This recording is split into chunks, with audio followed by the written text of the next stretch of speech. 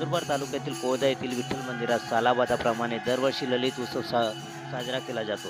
श्रावण महिन्याच्या एकादशीच्या दिवशी हा ललित उत्सव रात्री सुरू होतो। 8 दिवस अगोदर गावातील भजनी मंडळ गोळा होतात व पात्र वाटप करून शिकवले जाते।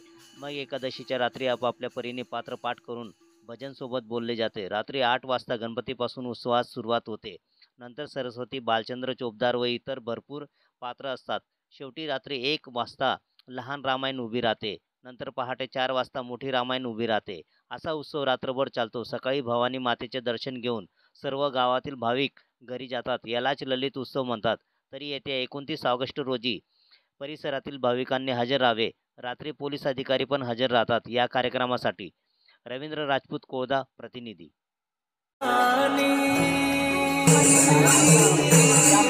एक है चंदन, एक है पानी। राम सिया राम, सिया राम, जय जय राम। राम सिया राम, सिया राम, जय जय राम।